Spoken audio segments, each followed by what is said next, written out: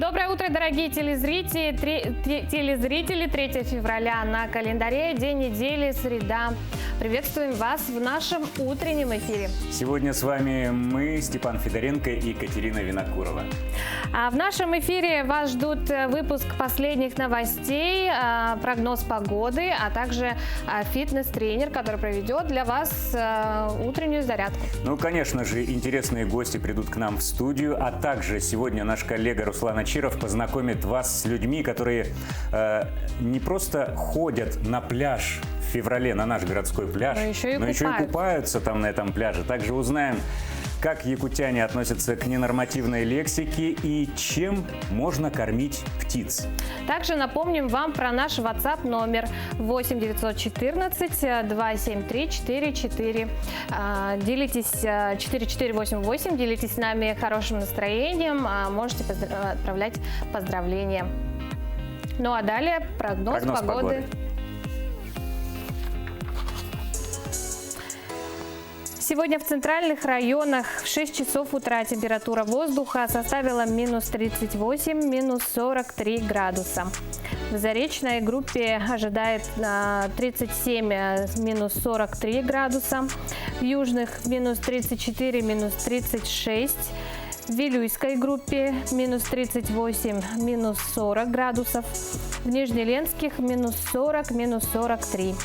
В западных минус 35, минус 40. В Колымаги-Дигирской группе улусов минус 25, минус 45 градусов.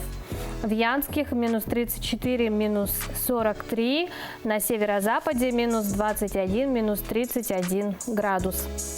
В 6 часов утра температура воздуха в Якутске составила минус 39 градусов. Ветер западный 1,5 метров в секунду. Днем ожидается небольшой снег. Температура воздуха составит минус 36, минус 38 градусов. Ну и с самыми интересными и значимыми событиями нас познакомит наш коллега Василий Радченко. Он уже в студии. Василий, доброе утро. Доброе утро, коллеги. Доброе утро, Якутии. Переходим к главным событиям.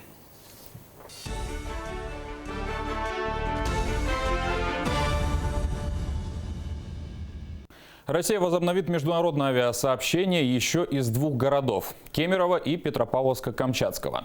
Об этом сообщили в оперативном штабе страны по борьбе с коронавирусом. Ранее мы сообщали, что страна продлила приостановку авиасообщения с Великобританией. Она будет действовать до 16 февраля. Правительство расширило жителям Дальнего Востока доступ к льготным авиабилетам. Постановление подписал председатель правительства Михаил Мишустин.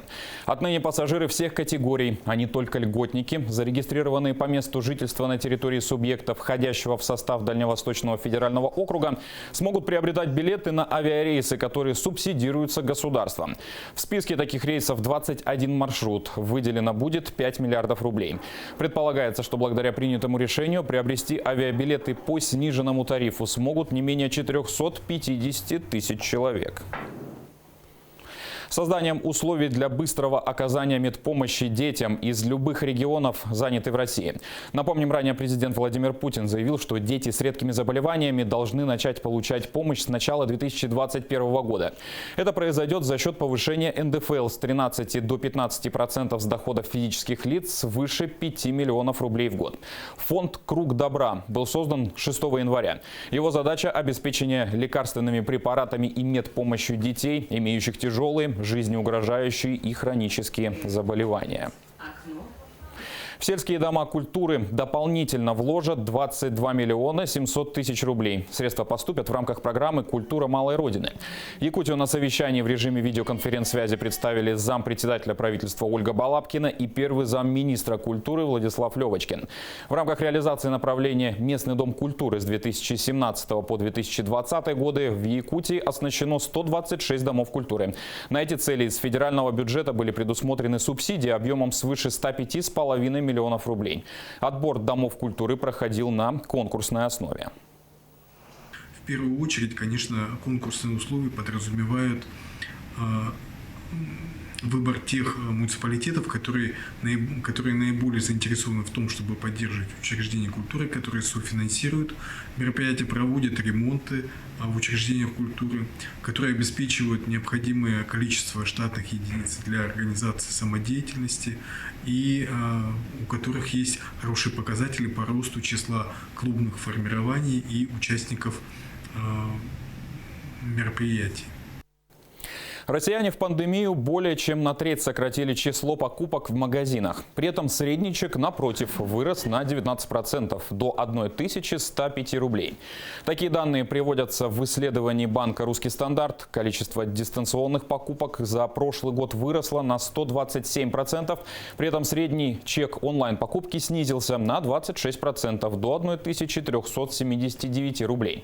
В топ онлайн-трат вошли одежда и аксессуары, супермаркеты и финансовые сервисы, в том числе пополнение брокерских счетов и переводы.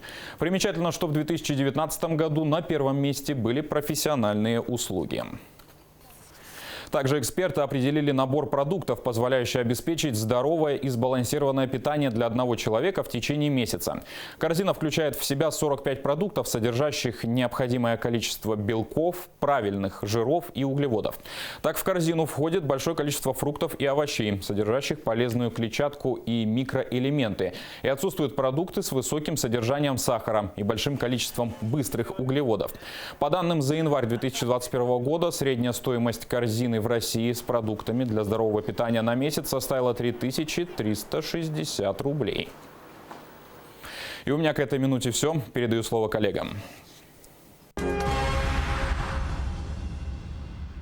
Спасибо, Василий. Мы продолжаем смотреть эфиры телеканалов НВК «Саха», Якутия-24 и «Мамонт» вы можете не только по телевизору. Все эфиры доступны в приложении НВК «Саха». Достаточно скачать и установить приложение на свой смартфон, и все каналы будут доступны в любое время и в любом месте. Ну а мы продолжаем, и далее в нашем эфире Елена Бурлова поможет нам всем проснуться и зарядиться бодростью. Утренняя зарядка. Доброе утро. Первое упражнение – пробуждение. Поднимаем руки, ноги, потрясли, проснулись. Второе упражнение делаем лежа, подтягивая колено к груди. Обхватываем руками. Третье упражнение делаем на пресс. Поднимаем руки, поднимаем ноги, сгибаем в коленях. Опускаем по очереди правую руку, левую ногу и меняем. И четвертое упражнение – это ягодичный мостик. Ноги на ширине плеч, пятки ближе к ягодицам. Поднимаем таз, прожимаем ягодицы.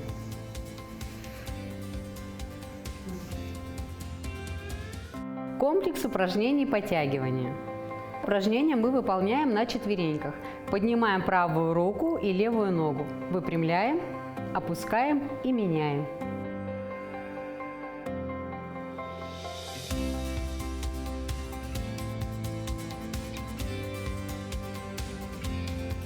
Второе упражнение – кошечка.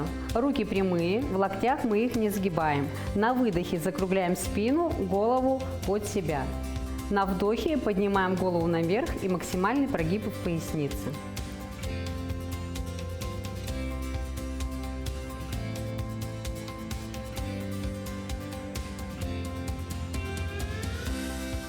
Третье упражнение – лодочка.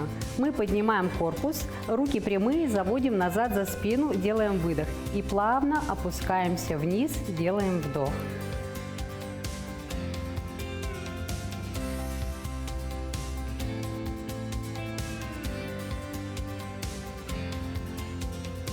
Комплекс зарядка. Первое упражнение – присед. Ноги на ширине плеч. На приседе мы делаем вдох, ягодицы уводим максимально назад, колени за носки не заходят. Встаем, выдох.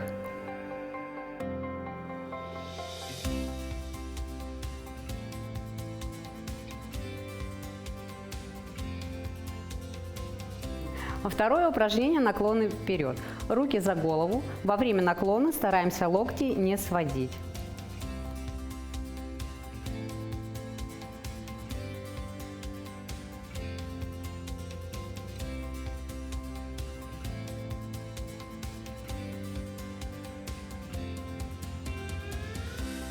Третье упражнение – скручивание на пресс, на косые мышцы живота.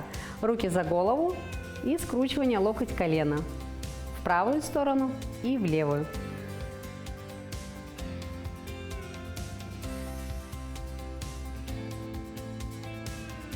Хорошего дня и отличного настроения! Доброе утро! Мы продолжаем. В Доме дружбы народов имени Алексея Кулаковского прошел традиционный интернациональный Новый год. Под одной крышей собрались представители всех диаспор и национальных ассоциаций республики. Музыкальные коллективы и солисты представили номера в национальном стиле и исполнили песни на родных языках. Особым сюрпризом стало появление на сцене сразу 6 Дедов Морозов, среди которых якутский властелин холода Чисхан, атаманский Дед Мороз, бурятский Сага-Убугун, татарский Кыш-Бабай и кыргызский Аяс-Ата.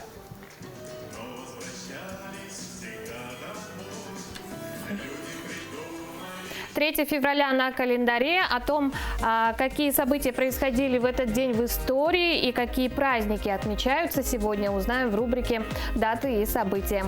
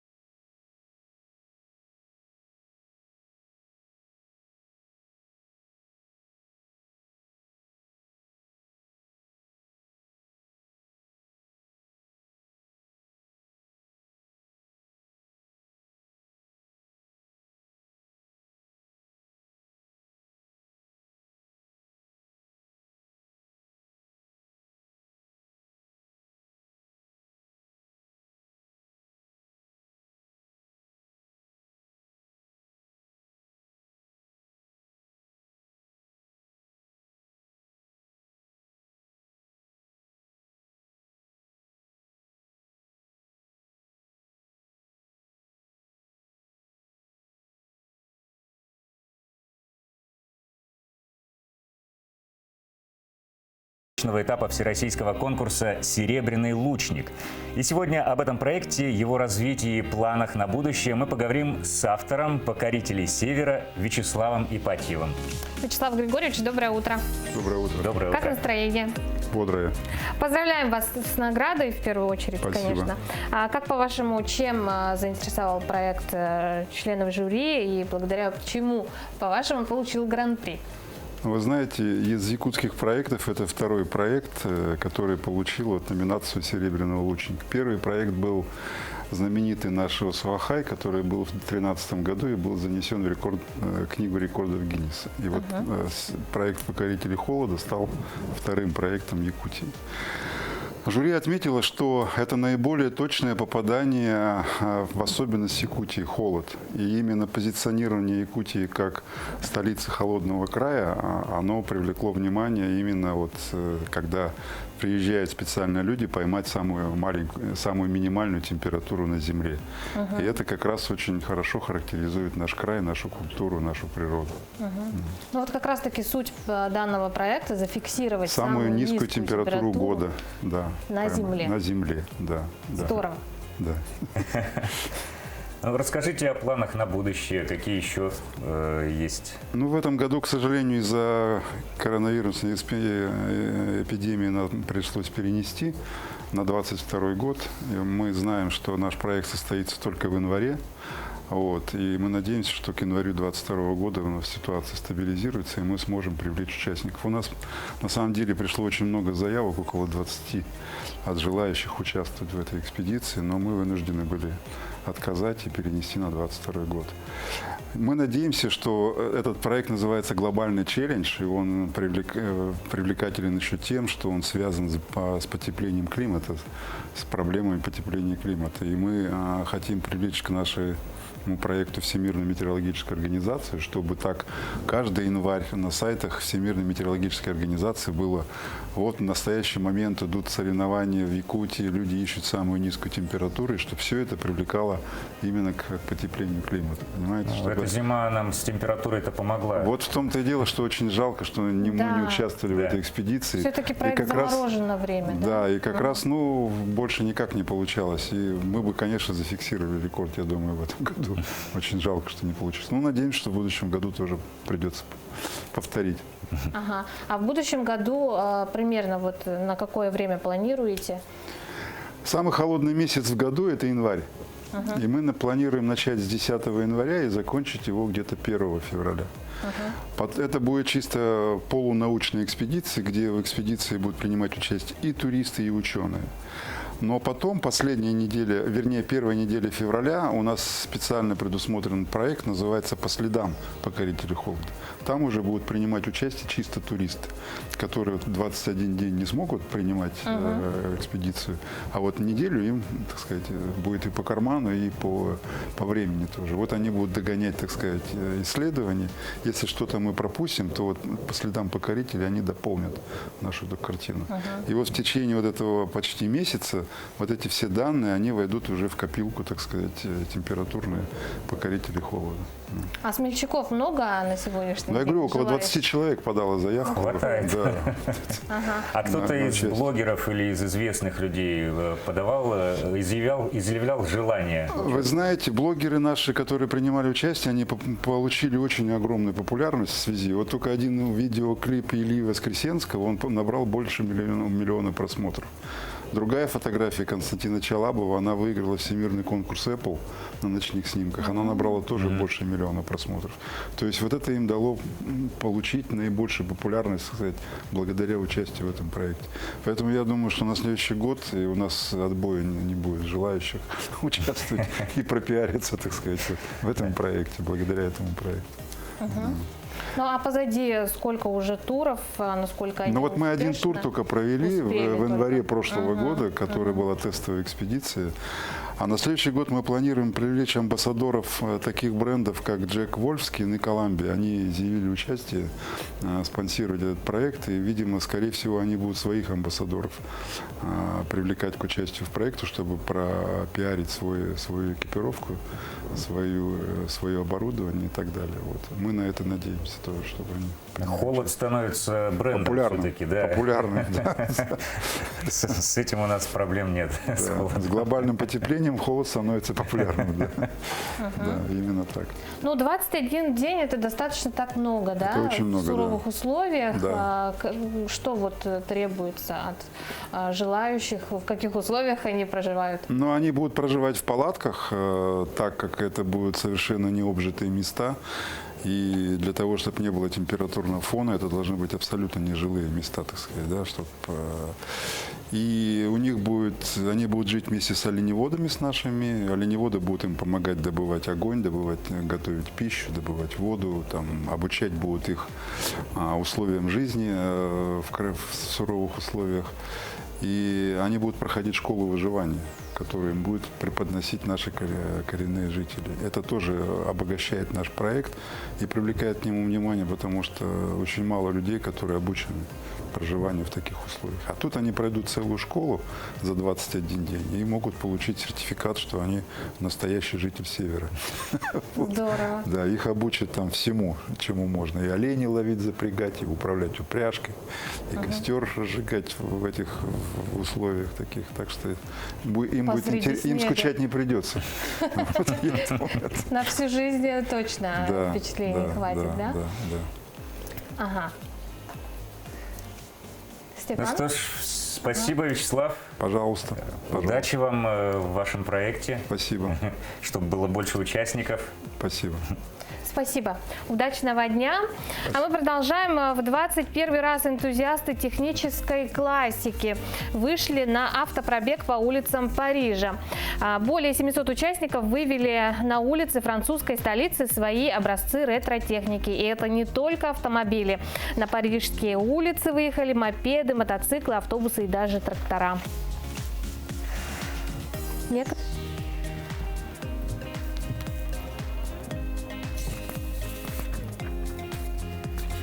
Некоторые из которых более 100 лет, но тем не менее они на ходу и уверенно чувствуют себя на дороге. Для жителей и туристов парад ретро-автомобилей стал настоящим праздником. Многие поспешили запечатлеть себя на фоне автомобилей, на которых, возможно, ездили еще их бабушки и дедушки. Весь пробег прошел с соблюдением санитарных норм и требований.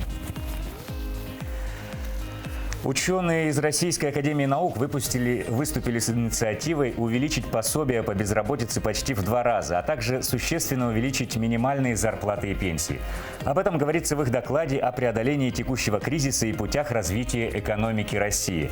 Подробнее в экономическом обзоре расскажет нам Иван Лазаренко.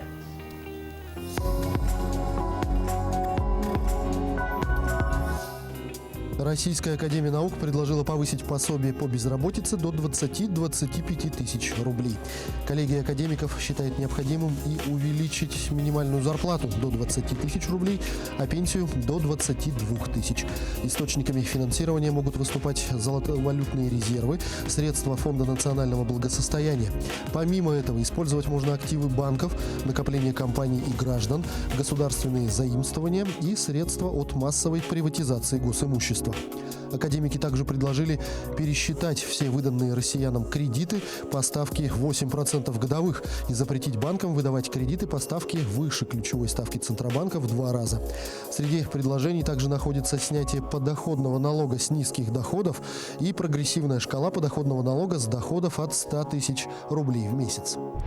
Отмена моратория на взыскание пений и их штрафов по платежам за жилищно-коммунальные услуги и правовая неопределенность могут обернуться серьезными проблемами для должников, заявляют эксперты.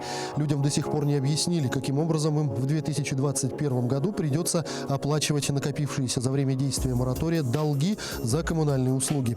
Высок риск того, что у пострадавших из-за пандемии россиян возникнут проблемы не только с текущими выплатами, но и отложенными платежами.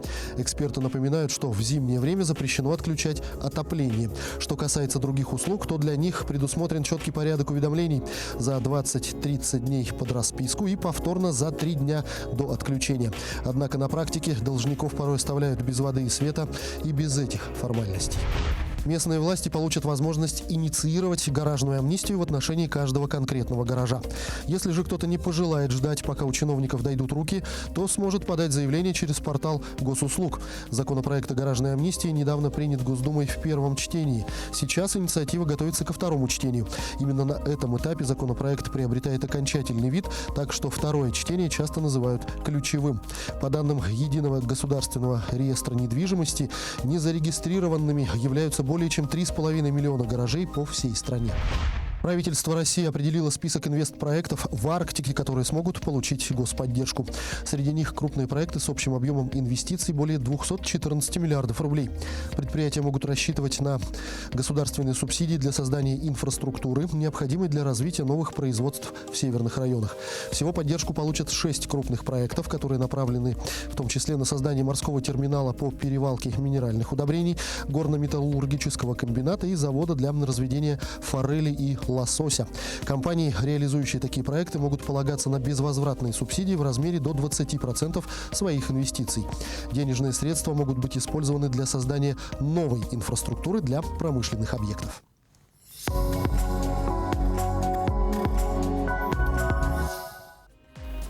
Всем доброе утро, мы продолжаем. Проводить время в воде полезно как для физического, так и для психического здоровья. Вода успокаивает, придает силы, бодрость. И если вы не морж, если вы не ныряете в речку в феврале, то вам прямая дорога в бассейн. Главное, чтобы вода была чистой и соблюдались все санитарные нормы. Какие именно, узнали наши коллеги из Мирного, из телерадиокомпании «Алмазный край». За окном сосульки, а в бассейне плюс 30. Посетителей не очень много. Из-за COVID-19 здесь действуют ограничения по количеству человек. Соблюдаем дистанцию. Но сейчас нас больше интересует не это, а нет ли в воде частиц опасного вируса. Все известные науке виды бактерий и вирусов в воде похожи на кишечную палочку. Такая бактерия находится практически в любой воде, считают в лаборатории завода «Воды здоровья». Но все зависит от процентного содержания этих микроорганизмов. Чтобы вредных бактерий и вирусов не осталось, в бассейнах Мирного трехступенчатую очистку воды контролирует лаборант. В очищенную жидкость добавляют 6 капель реагента, еще 2 капли из другого флакона. И так каждые 2 часа в течение всего дня. Видите, окрас меняется воды, становится такой розовато-красный. Это вот такой анализ проводится на хлор. Черный чемоданчик со специальным датчиком, колбочками, реагентами всегда в руках Натальи. Пока оборудование фильтрует воду, лаборант смотрит за допустимым содержанием хлора в воде, чтобы после плавания у посетителей не было дискомфорта или аллергических реакций. Основная функция фильтрации с помощью фильтров, в которых находится кварцевый песок, происходит очищение воды от мелких частиц. Вторая функция – дезинфекция с помощью системы ультрафиолета. Происходит обеззараживание воды от всякой бактерии, которая попадает в воду. А дальше система попадает в автоматическую систему контроля качества воды. Вода, соответственно, очищается от бактерий, примеси бактерий в воде нету. Однако риск заразиться остается всегда, например, пообщавшись с другим посетителем или прикоснувшись к чужой дверце шкафчика. Поэтому лучше всего держаться друг от друга на расстоянии 1,5 метров, дезинфицировать руки после бассейна и после того, как вы уже переоделись. Ксения Исламова, Алексей Меркулин, телеканал «Алмазный край».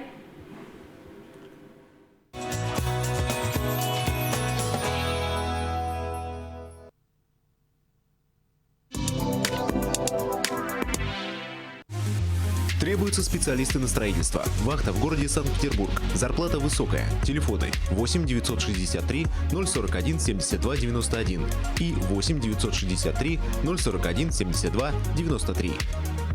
Семьи, чьи расходы ЖКУ превышают 15% семейного бюджета, могут получить субсидию на оплату жилого помещения и коммунальных услуг. Подробнее о субсидиях и других услугах на eyakutia.ru. Легко и удобно. Портал eyakutia.ru. Министерство по делам молодежи и социальным коммуникациям Республики Саха-Якутия объявляет о проведении конкурса на предоставление субсидий из государственного бюджета Республики Саха-Якутия местным бюджетом на организацию деятельности народных дружин на 2021 год. Прием заявок осуществляется с 25 января по 8 февраля 2021 года. Все справки по телефону 507 129. Собираетесь оформить детские пособия и выплаты для всей семьи? Оформите в электронном виде на портале eyakutia.ru. Обо всех детских пособиях и выплатах подробнее на eyakutia.ru. Легко и удобно. Портал eyakutia.ru. Иногда, чтобы просто выспаться, нужна не только тишина, а хорошая двуспальная кровать. Например, такая как Ронда, всего за 7590. Азбука мебели. Просто выгодно. Ноутбуктарга сүйбе біріңге дере чепчати. Респект, Джокускай, Ленин проспеган отут алтата. Доброе утро. 3 февраля на календаре. Российские саночники стали третьими в неофициальном зачете чемпионата мира. В их активе 1 золото и 1 серебро. Да, россияне показали достойный результат, несмотря на то, что из-за санкций ВАДА они вынуждены выступать без флага и без гимна. Подробнее об успехе и других событиях в мире спорта расскажет наш коллега Власий Сергеев.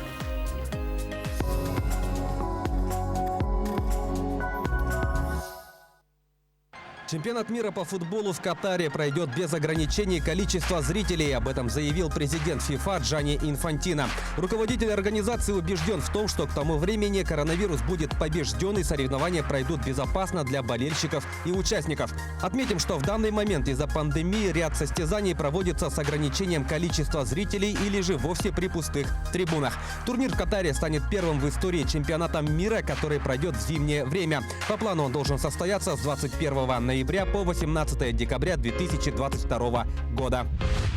Биатлонисты сборной России из-за санкций Всемирного антидопингового агентства выступят на чемпионате мира в новой форме. Напомним, в декабре спортивный арбитражный суд частично поддержал иск ВАДА, впоследствии чего российским спортсменам до 2022 года запретили использовать государственные символы на форме, гимн и флаг страны.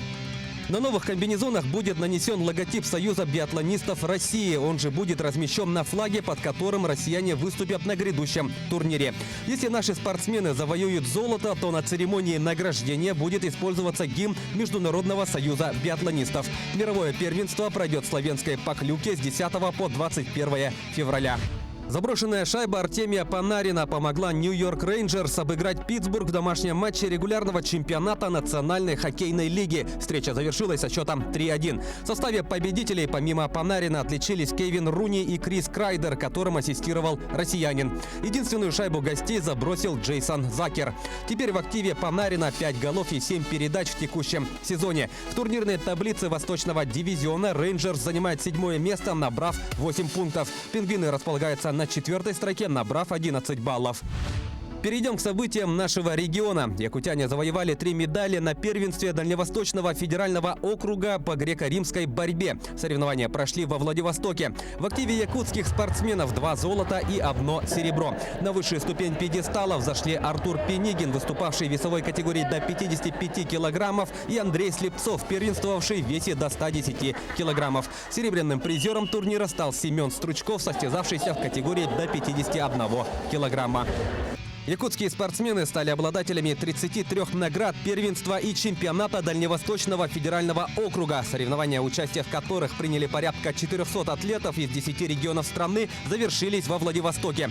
Сборная республики была представлена в нескольких возрастных группах и завоевала 14 золотых, 10 серебряных и 9 бронзовых медалей. Следующим стартом для якутян станет первенство России, которое пройдет в Смоленске с 9 по 10 февраля. Таковы главные спортивные новости к этому часу. Занимайтесь спортом и будьте здоровы!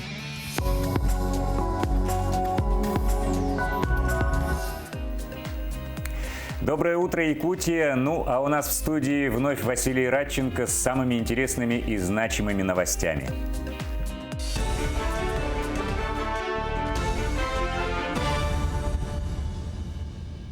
Владимир Путин заявил о необходимости реагировать на контент в социальных сетях, но не ограничивать свободы выбора и слова людей. Он отметил, что соцсети – это прежде всего бизнес, о чем, по его словам, нельзя забывать.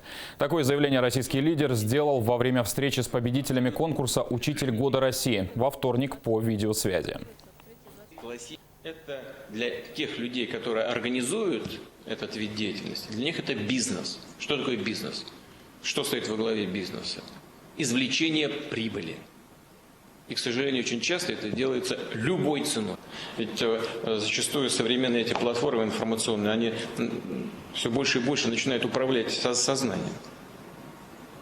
Просто изучают своего, условно говоря, клиента, так и подбрасывают ему то, что они считают нужным. Конечно, мы должны об этом думать, должны как-то реагировать на это, в то же время не принимая решений, которые бы ограничили свободу человека, свободу выбора, свободу слова. Вузы начнут массово подключать к цифровой образовательной среде в 2021 году. На ближайшие годы определены 4 приоритетных направления. Среди них привлечение эффективных кадров, развитие инфраструктуры, онлайн-площадок, новых сервисов и качественных данных. Среди прочих мер отметили запуск в 2020 году программы финансовой и методической помощи и поддержки вузов, которые реализуются в рамках общенационального плана правительства по восстановлению экономики. С 2022 года эту поддержку планируют оказывать не в рамках общенационального плана правительства, а в рамках нового нацпроекта «Наука и университеты». Эффективность работы в условиях цифровизации, рынок будущего и новый маркетинг. Эти и другие вопросы в эти дни обсудили участники семинара «Управление изменениями в цифровом мире на благо региона». Мероприятие организовала команда «Индустрия будущего», которая управляет точкой кипения и платформой One Click Якутия. Приглашенными гостями стали эксперты в области нейротехнологий из Москвы. Ежегодно компания «Персона» проводит такие семинары по всей стране. Наша республика является одним из самых активных участников. Этот семинар он был нацелен на создание и внедрение культуры, скажем так, внедрение нового, создание нового, скажем так, готовности к тем изменениям, которые нас ждут. То есть новые технологии, новые люди, новые профессии, новые специалисты. Ну, основные темы, которые касались, они касались понимания того, что мы живем в очень быстро меняющемся мире. И как применить вот наше знание и практику лидерства в области перемен, управления переменами, работу с командами, командообразования и развитие новых проектов для того, чтобы ваш регион соответствовал вот этому новому времени. Военнослужащие, которые проходят службу по призыву, а также военные курсанты, смогут обратиться в банк с требованием о приостановлении исполнения обязательств как по потребительскому, так и по ипотечному кредиту. Такой законопроект планируется рассмотреть на одном из пленарных заседаний Госдумы в весеннюю сессию. Данные лица получат право установить продолжительность соответствующего льготного периода, а также дату его начала. При этом период не может превышать срок, равный сроку военной службы по призыву, увеличенному на 3 месяца. С 10 февраля стартует показ якутского фильма «Пугало» в России. Напомним, в нем рассказывается история знахарки в одном из якутских сел. Все ее сторонятся и ненавидят, но при каких-либо сложностях всегда обращаются за помощью. В этом году фильм «Пугало» получил спецприз «Вера в кино» кинофестиваля в Северной Европе. Ленту 10 февраля покажут в Калининграде, 13 в Санкт-Петербурге, 14 в Великом Новгороде и 15 февраля в Москве. В широкий российский прокат якутская кинокартина Дмитрия Давыдова выйдет 25 февраля, на неделю позже, чем объявлялось ранее. К этой минуте у меня все. Спасибо за внимание. Хорошего вам дня.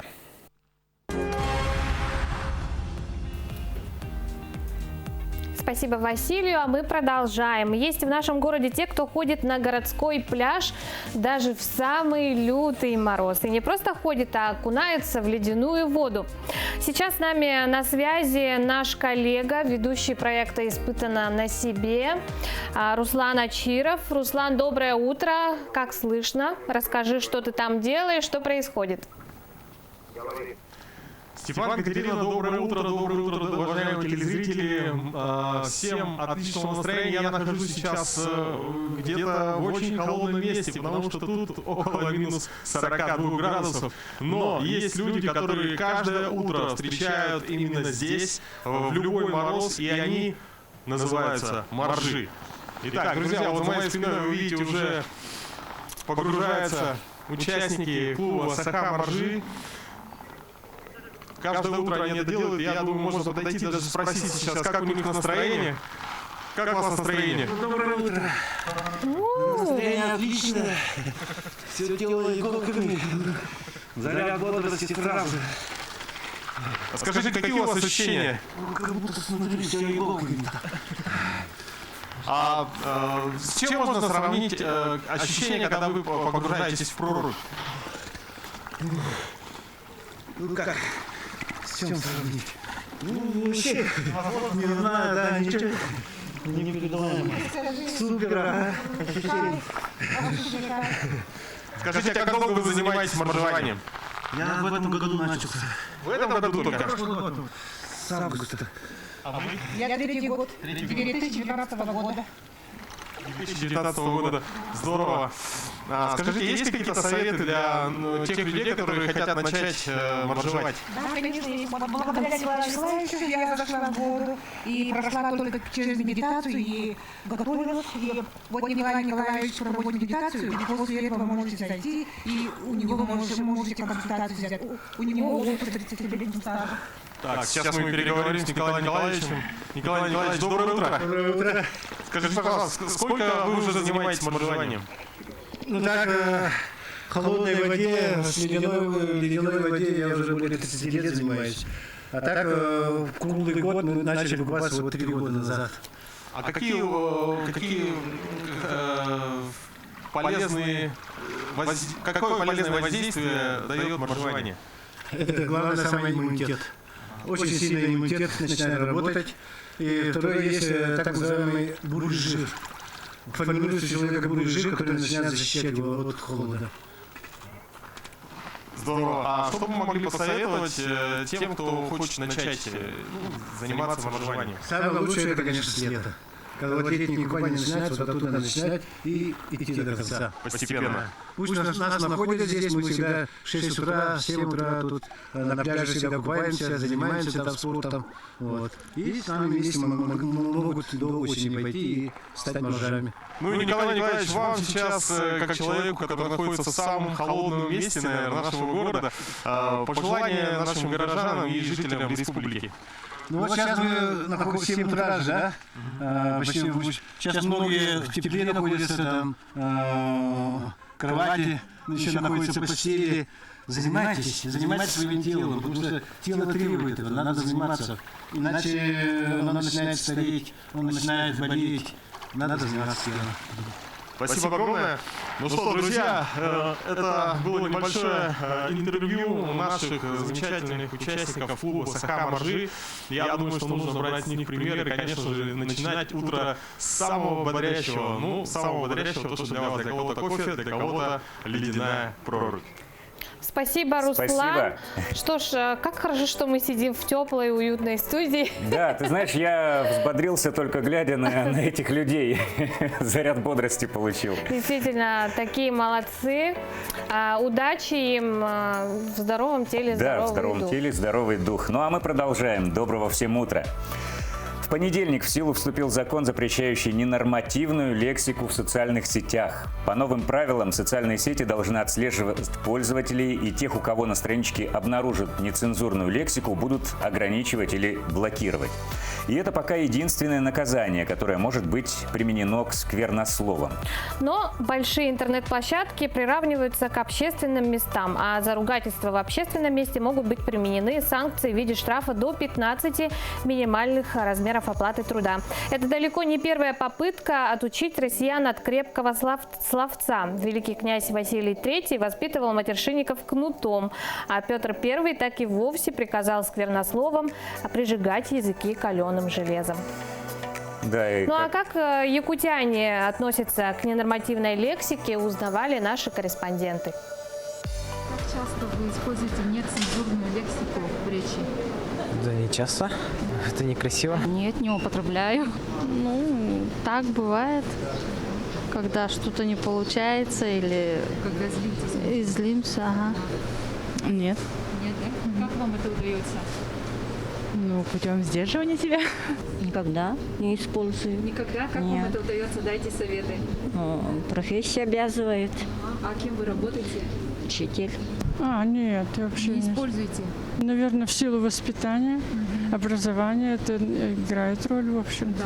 Вообще не пользуюсь. Использую, когда только злюсь или что-то в этом роде. А маты используете? Не часто, но использую. Что нужно делать, чтобы вот не использовать нецензурную лексику? Ну, не надо злиться, скорее всего. Контролировать свои чувства. Считать до 10? Во-первых, много читать, чтобы мозг был постоянно в работе. Я не выхожу из себя никогда. И так, чтобы кого-то оскорбить, такого вообще не было. Не помню я так в своей жизни, что было такое. Ухожу и как бы не обращаю внимания и чем-нибудь начинаю заниматься. Возрастное это пройдет у них, думаю. Я в молодости, когда в армии служил, тоже было дело. Это с годами уже человек умнее. Доброе утро, мы продолжаем. Напоминаем вам про наш WhatsApp номер 8 914 273 4488. Делитесь с нами своими поздравлениями и хорошим настроением. Степа, ты знаешь, что птиц можно подкармливать не только хлебом и семечками, но даже салом? Нет, если честно, первый раз такое слышу. Я бы сам сало съел с удовольствием.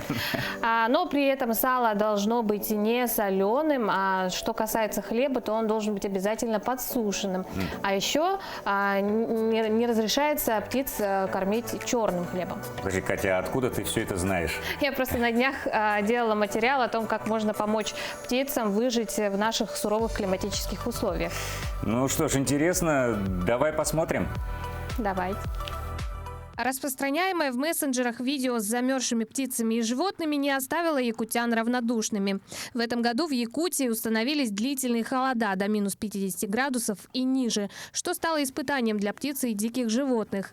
О том, что многие птицы действительно не выдерживают низких температур, подтверждают орнитологи. За короткое наше лето воробьи откладывают по 2-3 кладки яиц.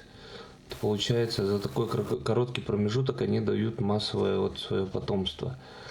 И получается то, что вот это высокое обилие молодняка не могут все перезимовать, конечно, зимние холода. Это и в предыдущих годах было, и сейчас мы наблюдаем.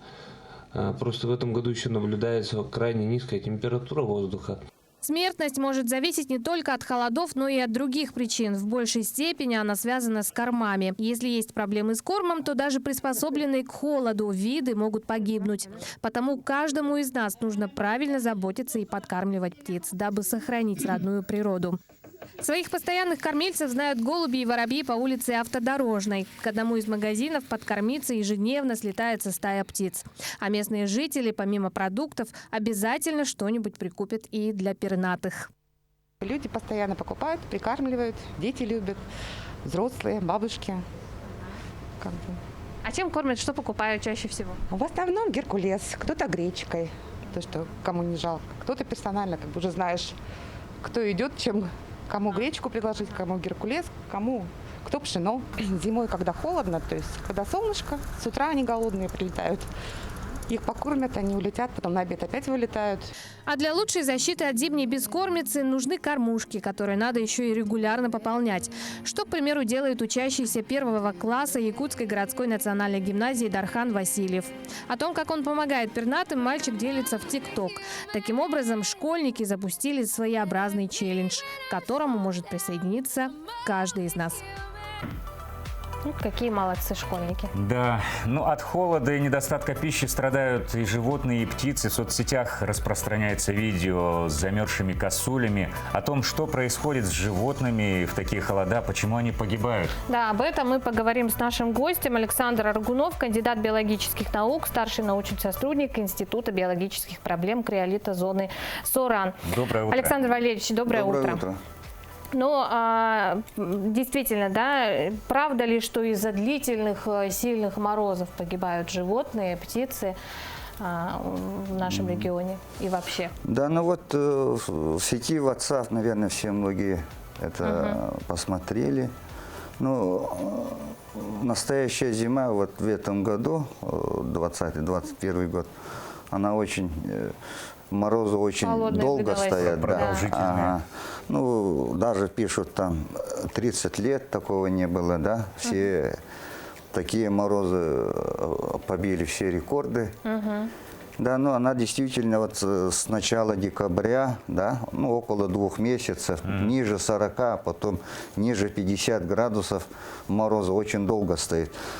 Из-за этого, конечно, у птиц, да, мелких птиц показывали, и собственно косули, дикие копытные, да, они основная причина это истощение, когда даже с декабря уже начались, да, такие падеж, это гибель животных от истощения, да, это истощение, когда терморегуляция, да, у животных слабая, она страдает от холода. Но это не от бескормицы, у диких животных-то корма, в общем-то, достаточно. Это истощение организма происходит. И потом ожоги, воспаление легких у косуль, это наблюдается, да, лед образуется на лбу, на спине, на крупе, по всему телу, и оттуда они тоже получают обморожение. Ничего себе. Все-таки морозы делают свое дело. Да, это морозы. А вообще-то вот истощение происходит от этого, от глубокого снега бывает, да, затруднение. Не могут найти пищу. Да. Да? Не, могут найти, но много энергии тратят при этом. Да, они же копытят, как тебеневкой делают, да.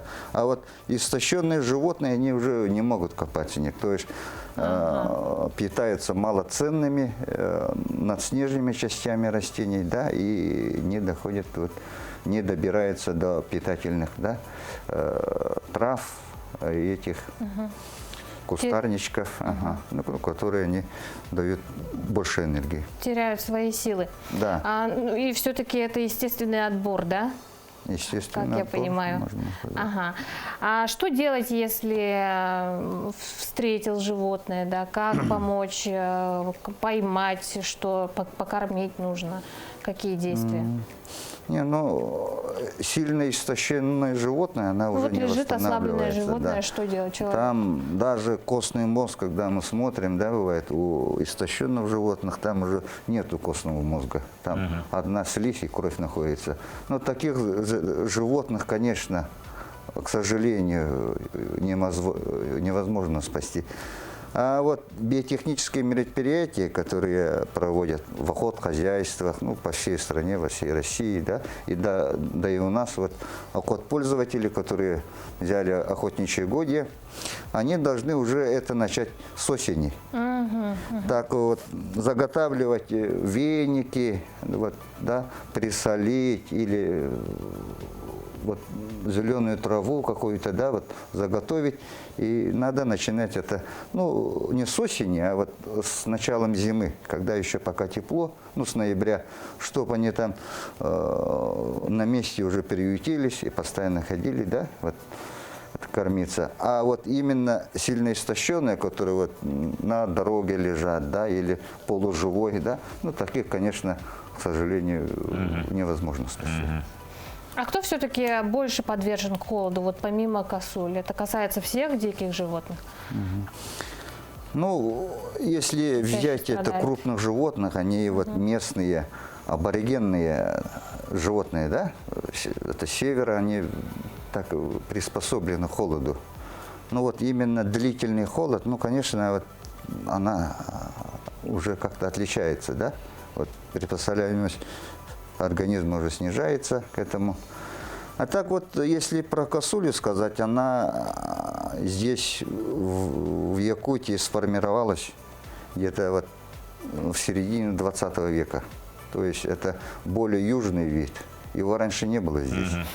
То есть с 50-х годов, это 60-70 лет он здесь, да, вот в Якутии обитает. И вот именно адаптацию проходит. Ну что ж, надеемся, что все с животными будет благополучно. Может, как-то они адаптируются, если будут холодные зимы и нормально. Александр Валерьевич, благодарим вас за беседу. Успехов вам в работе. Отличного дня. А мы продолжаем. Спасибо. Артериальное давление – проблема, с которой сталкиваются многие, вне зависимости от возраста.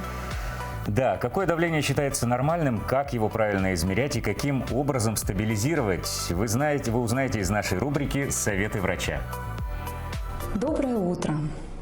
Ежегодно в мире умирает около 1 миллиона людей от заболеваний сердечно-сосудистой системы.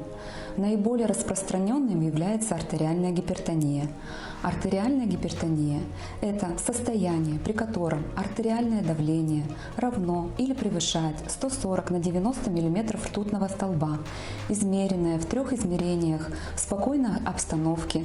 При этом запрещено принимать лекарственные препараты, которые повышают или понижают артериальное давление.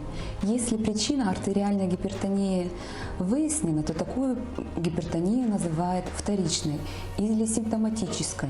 Если причина артериальной гипертонии не ясна, то такая гипертония называется первичной или гипертонической болезнью. По статистике в Республике Саха-Якутия около 25-30% населения страдают артериальной гипертонией. При этом это мужчины от 35 до 50 лет и женщины от 50 лет и выше. Причины возникновения артериальной гипертонии в настоящее время изучены не полностью. В развитии заболевания играют значение как внутренняя, это гормональная нервная система, так и внешние факторы. Это курение, злоупотребление алкоголем, малоподвижный образ жизни, превышение потребления поваренной соли, заболевания почек, ожирение. Часто артериальная гипертония не имеет каких-либо клинических проявлений, однако пациентов может беспокоить пульсирующая головная боль, преимущественно в утренние часы, в затылочной области пульсирующего характера. Также могут отмечать мелькание мушек перед глазами, головокружение, дискомфорт в области сердца. Хочется отметить такое грозное осложнение артериальной гипертонии, как гипертонический криз. Это острое состояние, которое требует неотложного состояния и вызова скорой медицинской помощи. Это стойкое повышение систолического артериального давления выше 180 мм ртутного столба и диастолического 120 мм ртутного столба. Мы рекомендуем ежегодно проходить профилактические осмотры, а также диспансеризацию в поликлинике по месту жительства по полису ОМС. Доброе утро, мы продолжаем. Один из крупнейших киносмотров мира, Гетеборгский фестиваль, в этом году все-таки состоится. Но из-за ограничительных мер пройдет он на необитаемом острове в присутствии всего лишь одного зрителя. Из 12 тысяч претендентов отобрали одного человека, который отвечал бы всем требованиям стрессоустойчивости и, главное, способностью в одиночку смотреть всю фестивальную программу. Примечательно, что единственным зрителем кинофестиваля стала Лиза Энрод, шведская медсестра, которая долгое время работала на передовой борьбы с коронавирусом. Целую неделю Лиза проведет на необитаемом острове, просматривая один фильм за другим.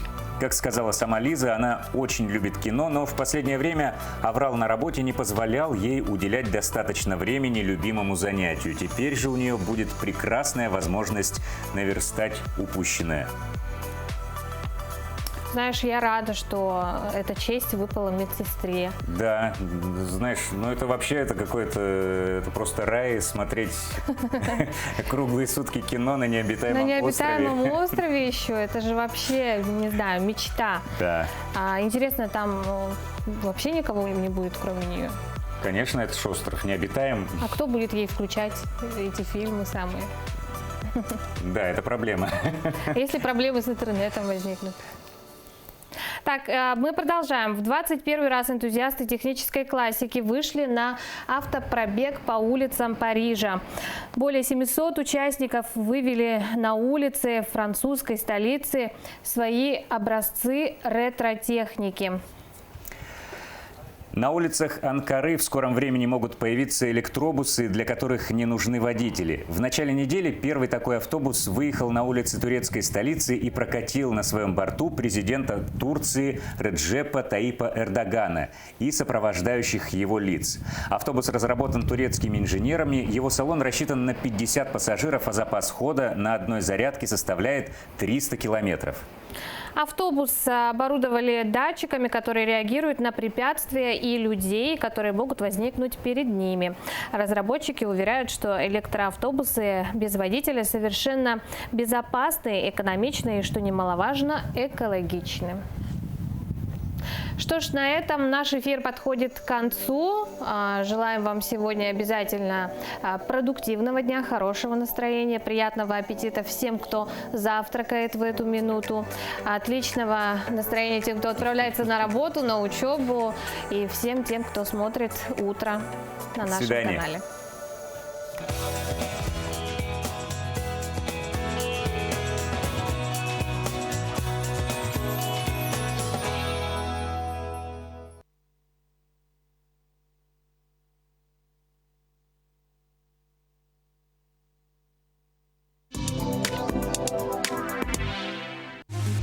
Требуются специалисты на строительство. Вахта в городе Санкт-Петербург. Зарплата высокая. Телефоны 8 963 041 72 91 и 8 963 041 72 93.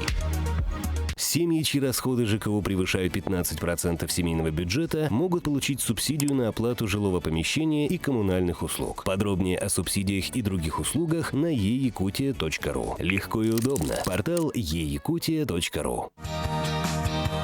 Министерство по делам молодежи и социальным коммуникациям Республики Саха-Якутия объявляет о проведении конкурса на предоставление субсидий из государственного бюджета Республики Саха-Якутия местным бюджетом на организацию деятельности народных дружин на 2021 год. Прием заявок осуществляется с 25 января по 8 февраля 2021 года. Все справки по телефону 507-129.